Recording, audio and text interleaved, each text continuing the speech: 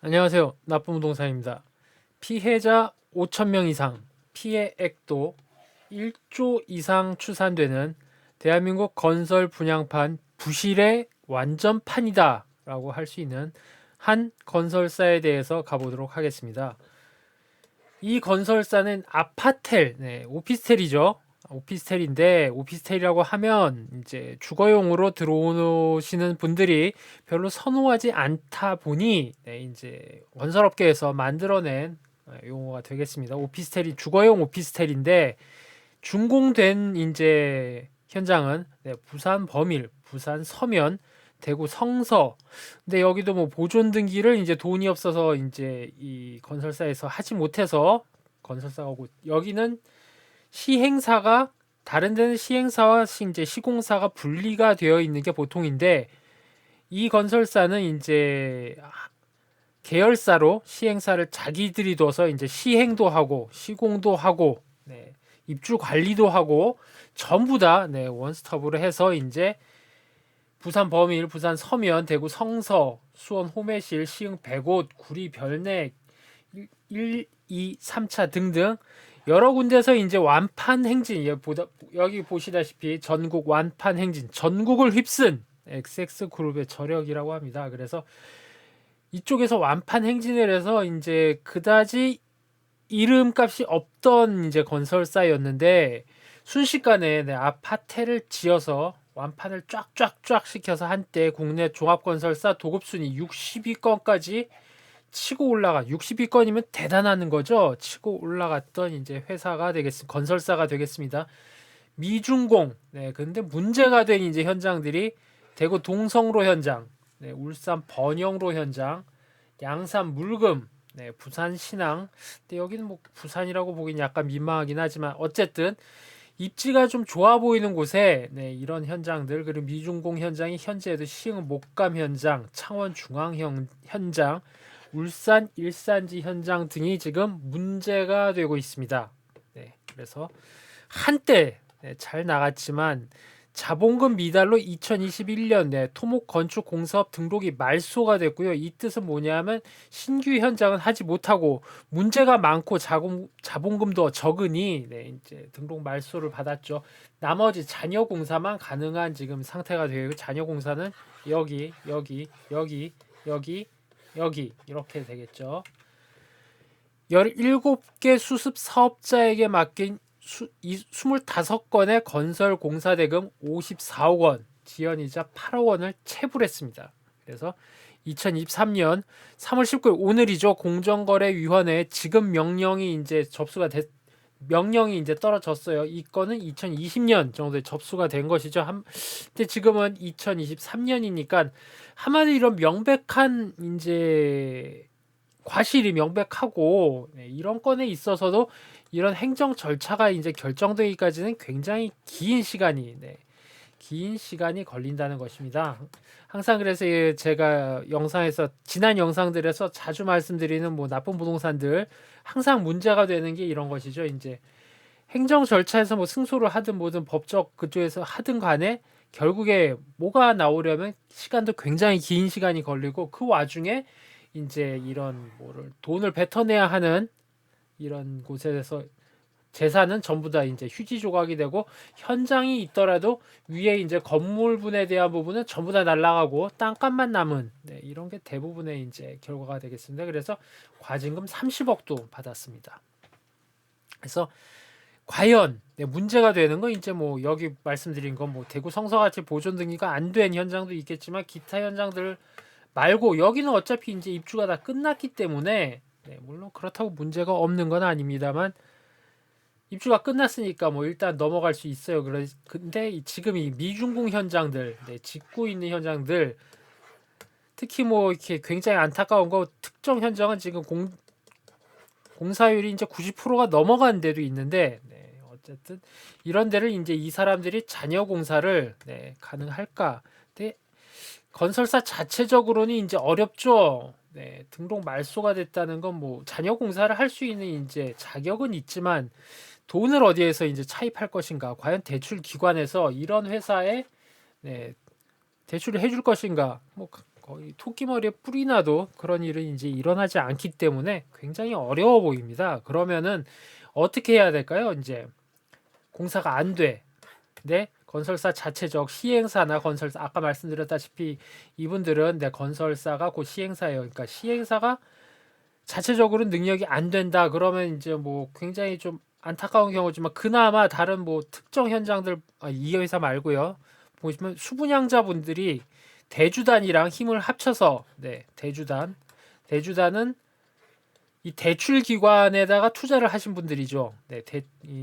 뭐 중도금 대출 이런 거 받으시면 그 대출해준 금융기관에 투자를 하신 분들이 있으면 이 돈으로 이제 대출을 해준 거잖아요. 그러면 이 대주단도 여기가 이제 다 자빠지고 나면은 이제 이 손실이 나니 수분양자분들도 안타깝지만 이제 뭐 예를 들면 뭐 1,000억이 필요하다. 쟤를 정상화하는데 그럼 뭐 대주단에서 뭐 어떻게든 이렇게 힘을 합쳐가지고 실제로 그래서 이제 건설사 시행사가 자빠졌는데 대주단과 수분양자분들이 힘을 합쳐서 준공까지 해낸 현장들이 몇 군데 있어요. 전국에 보면 그것도 가능할 것이냐라고 하는데 굉장히 이게 그나마 이제 그 수분양자분들 피해자분들이죠. 아까 여기서 만들어진 피해자 5천여 분. 왜냐하면 현장을 전국에 이렇게 많이 벌려놨기 때문입니다. 그러면 이 안타까운 이 5천 분이 넘어가는 수분양자분들은 이분들이 그나마 희망을 가질 수 있는 거는 대주단이나 뭐 기타 금융기관, 구제기관과 힘을 합쳐서 이제 자구해내는 방법이 있을 터인데 다른 데는 그게 왜 가능했냐 하면 이제 뭐 현장이 그 자빠진 시행사나 건설사가 현장이 이제 벌려놓은 데가 하나 아니면 두 개야. 그러면은 이제 이렇게 할 수가 있단 말입니다. 그쵸? 근데 문제는 이 건설사는 벌려놓은 데가 왜냐하면 이게 돌려막기 의혹이 당연히 있겠죠. 그래서 여기서 번 돈으로 여기에 땅을 사고 여기서 또 벌리고 그러니까 A 현장이 잘 됐어. 그럼 A 현장에서 번 돈으로 B 현장에 땅을 사고 이렇게 하나하나 해가야 되는데 A 현장에서 중도금 대출 이제 이렇게 해서 받은 돈으로 여기를 마무리 짓지 않고 그 돈으로 B 현장에 땅을 사고 여기 하나 벌리고 C 현장, D 현장 막 이렇게 문어발식으로 돌려막기 하는 의혹이 정황이 이제 강력하게 있기 때문에 문제가 왜 그러냐 하면은 타 현장 대금 채굴업체 뭐 분양사 이런 데서 이제 준공 전에 만약에 이제 A 현장이에요. 예를 들면 A 현장이 이제 문제가 벌어졌어요. 그러면 여기 있는 수분양자분들이랑 대주단이 힘을 합쳐서 막 지어. 공정률이 예를 들면 70%였는데 이분들이 힘이 합쳐 으쌰으쌰 해가지고 95% 만들어 놨어요. 근데 아직 준공은 안 났죠. 그죠? 그러면은 타 현장 B 현장 아니면 A 현장 전에 있던 뭐 A- 현장 여기에서 이제 돈을 못 받아서 이 대금 채굴업체 이 사람들이 가만히 있겠습니까? 이거는 뭐 법적으로 사실 이분들도 이렇게 그런 행위를 한다는 게 떳떳한 건 아니에요. 알바끼가 무조건 들어올 거죠. 준공 전에 그러니까 싸움이 나는 겁니다. 게다가 뭐 분양대행사 이분들도 굉장히 거치신 분들이기 때문에 지난 영상에 뭐 다른 현장에 그 컨테이너를 입고 막은 것도 보셨지만 조그만한 이권이라도 있으면 포기를 할 수가 없습니다. 그러면 알바끼 들어오는 겁니다. 준공 전에 알바끼 이거 그렇죠. 이제 뭐 물리적으로 이제 그런 부분이 굉장히 중요시되는 그거기 때문에 싸움 분쟁이 나고 그러면 이게 제대로 진행이 될 수도 없습니다. 굉장히 벌려놓은 현장이 많기 때문에 만약에 예를 들면 이 동성로 현장이 살아날 거라고 이제 예상이 된다고 저기 되네 그러면 여기 번영로 현장, 물금 현장, 신항 현장 여기서 이제 묶였던 이 업체들 관계자들 뭐 다 몰려와서 여기 알박을 거예요. 그러면 이게 이제 제대로 진행이 될 리가 없겠죠. 그래서 굉장히 어렵다. 구제받기 굉장히 어려운 상황이고요. 여기 보시면 제가 이제 이 문제점들을 쫙 이렇게 열거를 해놨는데 굉장히 이렇게 단순하게 보일 수도 있지만 여기 보이시는 요거 하나 뭐 이거 하나 이게 하나하나가 영상을 하나 만들 수 있을 만한 분량이에요. 그렇죠. 이 수많은 것들의 총 집합체라는 겁니다. 중요한 건 진짜 굉장히 보기 드문 케이스가 되겠고 사기 분양 이제 피해자 5천 세대 이상 피해액 1조 원 이상이 지금 현장이 한 10여 개가 되니까 이쪽에 이제 있고요. 공사 지연입니다. 아까 말씀드린 대로 돌려막기를 하다 보니 게다가 요새 이제 그 한동안 금융 쪽으로도 뭐 이렇게 어렵고 하니까 돈이 돌지 않으니까 막혔어요. 그래서 이제 이런 아까 보신 이쪽에 이런 스토리를 겪은 것이고 공사가 지연됐습니다. 그러니 수분양자 입장에서는 계약금도 내고 중도금도 다 이제 들어갔고요. 대출을 받아서 잔금까지 넣은 이제 정황도 있어요. 잔금 선납 할인, 얍삽한 수를 썼죠. 잔금까지 돈이 다 들어갔는데 건물이 안 올라가. 중요한 건 수분양자 중도금 대출이 유이자로 전환이 됐다는 겁니다. 그러면 자기 집도 이제 돈은 다 냈는데 올라가진 않는데 대출 이자만 한 달에 100만 원 가량이 계속 나가고 있는 겁니다. 이 5천 세대 분들이 이런 큰 고통을 겪고 있고 과장 광고는 당연히 있었겠죠. 아까 말씀드렸다시피 아파트가 아니고요. 아파텔이었어요. 오피스텔인데 이 사람들 맨날 복층형 한때 이 건설사가 이제 잘 나가던 시기에 같이 잘 나갔던 게 복층형 오피스텔이죠. 제가 늘 얘기하자면 대한민국의 복층형 오피스텔 중에 진짜 복층형 1.5m 이상 진짜 복층형 오피스텔은 거의 뭐 100개가 있으면 한 개 뭐 그 정도 될 겁니다. 왜냐하면 이거 시행할 때 이 세금도 많이 들어가고 공사비도 굉장히 많이 들어가죠. 진짜로 복층을 1.5m짜리 복층을 만든다면 대부분 다락이지 않습니까? 근데 당연히 이 사람들 이런 마인드를 가진 건설사가 제대로 된 복층형 오피스텔을 했을 리가 없습니다. 과장 광고 당연히 복층인데 다락이었습니다. 게다가 뭐 기타 뭐 탑층에 무슨 공간을 만들어준다 했던 거 그래서 돈을 더 받은 그런 것도 다 있는데 전부 다 설계 변경, 불법 변경이죠. 불법 변경 정당한 절차를 거치지 않고 수분양자한테 고지하지 않고 설계 변경 마음대로 하고 계약금이야 계약이 됐으니까 뭐 해지를 했을 때 제대로 된 그 절차에 따라서 해지를 해 계약금 다 이제 묻고 하는 그게 있겠으면 청약금까지 환불 거부를 한 사실이 있고요. 청약금 같은 경우에는 이제 분양 대행사에서 할 때 전부 다 청약금 같은 경우에는 계약 철회 의사를 밝히면 이제 환불을 해준다고 해놓고 환불을 거부해 사실이 있었고 건설비 유용 당연히 그쪽 중도금 대출 금융사에서 받아서 들어온 돈은 당연히 그 현장에서 이제 뭐든 짓는데 그 돈을 사용해야 함에도 불구하고 다른 현장에 땅을 산다든가 돌려막기 의혹 있습니다. 그래서 이런 아까 말씀드린 수분양자 중도금 대출이라든가 기타 전부 다 이제 문제의 근본은 뭐냐면 분양 보증이 되면 아무런 상관이 없겠죠. 그러면 진짜 시행사나 건설사가 자빠져도 보증 기관에서 다른 이제 그리고 이제 수분양자 모임 같은 데서 다른 건설사를 시공사를 이제 선정해서 다시 가면 될 건데 분양 보증은 아파트만 되는 거예요. 주택법. 오피스텔은 건축물 분양에 관한 법률 따로 있습니다. 훨씬 이제 기준도 약하고 굉장히 자유롭기 때문에 여기에는 분양 보증 절차를 건축물 분양에 관한 법률 제5조를 보면 금융기관 등으로부터 분양 보증을 받거나 이게 이제 이걸 해야 되는데 이게 아파트고 신탁 회사와 신탁 계약 및 대리 사무 계약을 체결해도 이게 분양 승인을 내줄 수가 있어요. 그러면 그 건설사나 시행사 오피스텔을 시행하는 시행사 입장에서 이걸 하겠습니까? 이걸 하겠습니까? 당연히 절차도 훨씬 더 간단하고 이쪽을 당연히 들어가게 되겠죠. 그래서 이게 문제의 근원 되겠습니다. 그리고 뭐 사기 분양 항목은 이만큼 여기만 이렇게 많아요. 공사 지연, 과장 광고, 설계 변경, 환불 거부, 건설비 유용, 대금 체불, 하도급 업체의 대금을 체불했고 뭐 상가로 이제 대금 대신 이제 가져가라고 뭐 이렇게 이제 배째라 나온다거나 뭐 분양 수수료 분양 대행사 같은 쪽에도 이제 분양 수수료 미지급했는데 이 와중에 회장님은 배당금을 100억을 챙기셨다고 하죠.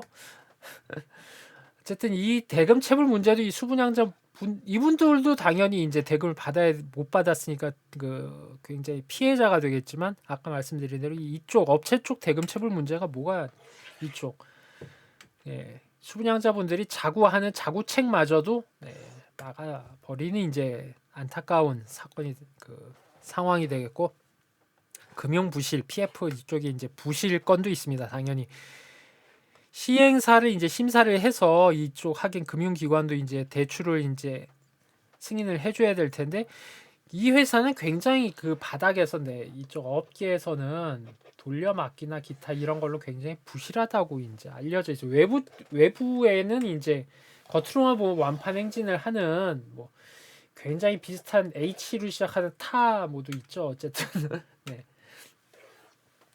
그래도 이분들은 일반인이 아니니까 심사를 굉장히 엄정하게 집행을 해서 대출을 안 해줬어야 함에도 불구하고 일단 대출을 해줬다는 그 부실한 부분이 있고, 잔금을 선납하리, 이게 이제 금융사 이쪽 분들이 이제 빠져나가는 구실이 되는 건데, 이 건설사에서 돈이 모자라니 원래 잔금은 이제 입주할 때 받잖아요. 근데 그거를 이제 계약자들한테 먼저 받은 거예요. 근데 아까 말씀드렸다시피 이 지금 멈춰 있는 이 현장들도 입지가 굉장히 좋은 데도 많기 때문에 분양 자체는 다 완판이 난 현장들입니다.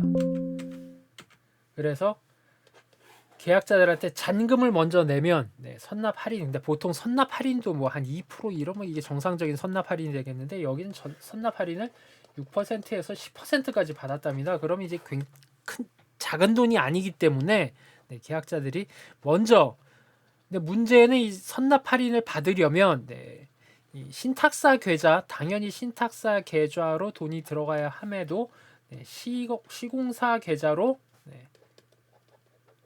선납 할인 금액을 받았습니다. 일로 돈이 바로 간 거죠.